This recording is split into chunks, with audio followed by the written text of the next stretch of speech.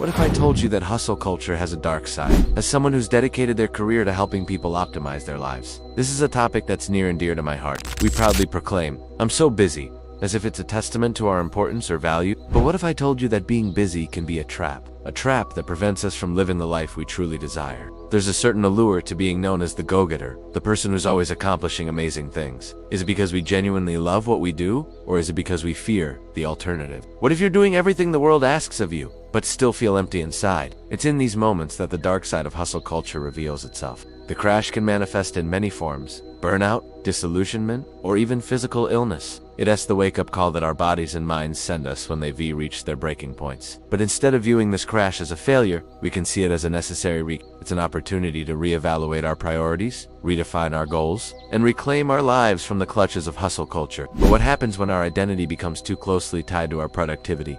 What if we're not achieving our daily quota? Are we not enough? Reclaiming your peace is not a sign of weakness, but a testament to your strength and resilience. It asks the courage to say no to the relentless demands of hustle culture and yes to the life you truly want to live. Remember, you are not your productivity. You are not your achievements. You are not the things you own. You are a human being with inherent worth and value, deserving of love, joy, and peace. Don't let hustle culture convince you otherwise. And if you found these points thought-provoking, don't forget to share for more insightful mental health tips and tricks. Until next time, this is where the dark side of productivity culture creeps in. It's like building a house on shifting sands. When we base our identity solely on our productivity, we're vulnerable to the inevitable fluctuations in our energy and motivation. There will be days when the well runs dry and even the most dedicated go-getter might find themselves struggling to get out of bed. But in a culture that glorifies non-stop productivity, how do we reconcile these moments with The answer lies in decoupling our self-worth from our productivity. It's about recognizing that we are more than what we accomplish in a day, and that our value doesn't depend on whether or not we tick every item off our to-do list. Imagine a scenario where you're constantly caught in a whirlwind of activity, always on the go, always reachable, always plugged in. You might find yourself thinking, if I could just get ahead, then I can finally relax. But here's the paradox. By equating busyness with success, we're essentially chasing a moving target. It's like trying to catch your breath but never getting there. The truth is, being busy can keep us from achieving our goals and living a fulfilling life. So let's dive in. In our hyper-competitive world, we often reduce our self-worth to a set of toxic metrics. These metrics can include things like the number of hours worked, the amount of money earned, or even the size of our social media following. But basing our worth on these factors can be detrimental to our well-being and happiness.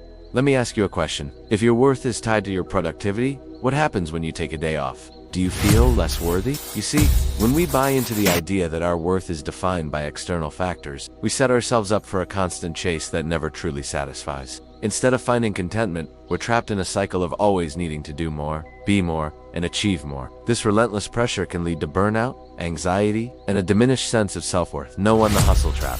We live in an era where being busy has become a badge of honor. Maybe you've pushed through exhaustion, sacrificing your health for a deadline, or perhaps you've neglected important relationships convinced that they were less important than your ambition. We've all been there at some point. But when it comes to the dark side of hustle culture, ignoring these warnings becomes a dangerous game. It's like driving with a check engine light on, hoping that it'll magically disappear. Instead, you're potentially causing irreparable damage. The warning signs are there, whether it's your body, mind, or spirit. It's trying to tell you something. It's trying to tell you to slow down, to pay attention, to realign your priorities. But when we're caught up in the hustle, we often dismiss these warnings, convincing ourselves that we can keep pushing. But the truth is, ignoring these signs can lead to a breakdown, a burnout, or a complete derailment of our goals and aspirations. It's a hard truth to swallow, but sometimes we have to stop, listen, and adjust our course before we reach a breaking point. Number 2, toxic metrics of worth? No.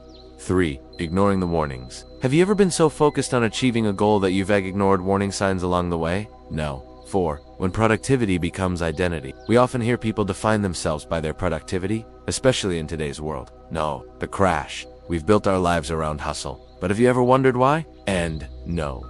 6, reclaiming your peace. Life shouldn't be a frantic dash to the finish line. It should be a fulfilling journey.